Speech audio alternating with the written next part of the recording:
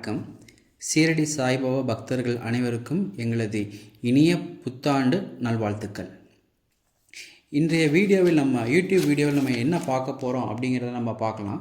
இது நம்மளோட முதல் வீடியோ பதிவு. இந்த வீடியோவோட நோக்கம் என்ன அப்படின்னா, சாய் பக்தர்கள் அனைவரின் வீட்டிலும் பக்தர்கள் பாபாவுக்கு ஆரத்தி எடுக்கணும் அப்படிங்கிறத இந்த வீடியோவோட நோக்கம். பொதுவாக நம்ம எல்லா ஷிரடி சாய்பாபா ஆலயத்துலேயும் பார்த்துருப்போம். கோயில்களில் காலை ஆரத்தி, மதிய ஆரத்தி, மாலை ஆரத்தி, இரவு ஆரத்தி எடுப்பதை நம்ம பார்த்துருப்போம். ஆனால் சிலர் நினச்சிக்கிறாங்க வீட்டில் ஆரத்தி எடுக்கக்கூடாது அப்படின்ட்டு. அப்படி கிடையாது. நம்ம வீட்டிலேயும் ஆரத்தி எடுக்கலாம். சாய்பாபாவோட உருவப்படத்துக்கோ உருவ சிலைக்கோ நம்ம ஆரத்தி எடுக்கிறது பாபாவோட அருள் நமக்கு கிடைக்கிறதுக்கு ஒரு பாத்திரமாக அமையும். ஷிரடியில் பாபா வாழ்ந்த பொழுதே அவருக்கு 4 வேளை ஆரத்தி எடுக்கப்பட்டது. காலை ஆரத்தி, மதிய ஆரத்தி, மாலை ஆரத்தி, இது இரவு ஆரத்தி. பொதுவாக நம்ம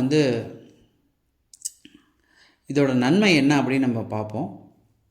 இதோட நன்மை என்ன அப்படின்னா,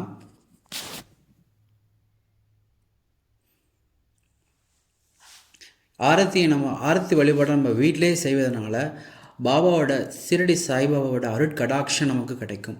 நம்ம குடும்பத்தினருக்கு ஆரோக்கியம் பெருகும். பாபா என்றைக்கு நம்ம குடும்பத்துக்கு பக்க பலமாகவும் பாதுகாப்பாகவும் இருப்பார். பாபா என்றைக்கு நமக்கு துணையாக இருப்பார்.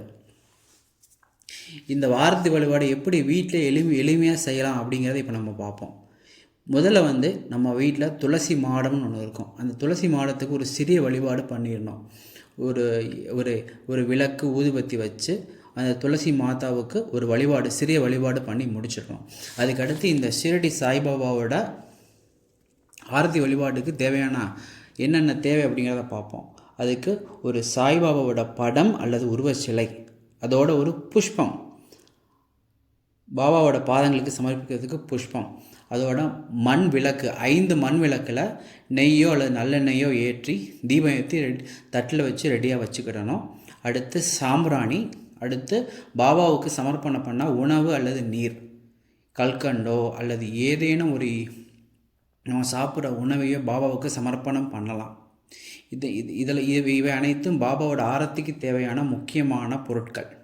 அதுக்கு அடுத்து பாபாவோட ஆரத்தி எப்படி எடுக்கணும்னா, பாபாவுக்கு 4 ஆரத்தி ஷீரடியில் நடக்குது. காலை ஆரத்தி காலையில் 4 மணிக்கு நடக்கும்.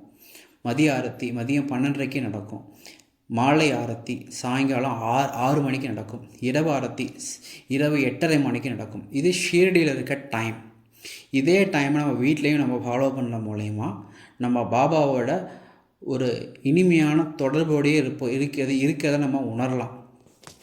ஆரத்தி எடுக்கும் பொழுதே பாபாவோட தொடர்பு நமக்கு எளிமையாக நமக்கு கிடைக்கும். வீட்டில் இருக்க எல்லாத்துக்குமே கிடைக்கும்.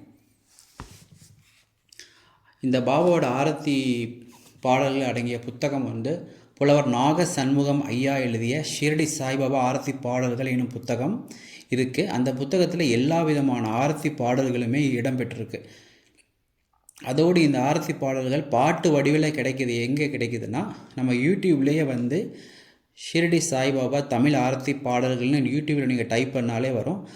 குறிப்பாக நம்ம எல்லா ஷிரடி சாய்பாபா ஆலயத்துலேயும், தமிழ்நாட்டில் இருக்க ஷிரடி சாய்பாபா ஆலயங்களில் வாணி ஜெயராம் அம்மா மற்றும் பாரதி ஐயா பாடிய பாடல்கள் தான் நம்ம ஆரத்தி வழிபாடில் பயன்படுத்துகிறாங்க.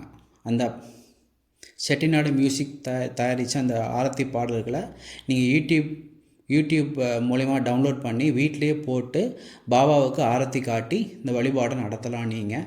அதே சமயம் இந்த வழிபாடு 25 நிமிடங்கள் கொண்ட வழிபாடை முடிச்சுட்டு பாபா பாதத்தில் உங்களுடைய எல்லா விதமான பிரார்த்தனைகளையும் வச்சுட்டு வழிபாடை முடிச்சுக்கிடலாம்.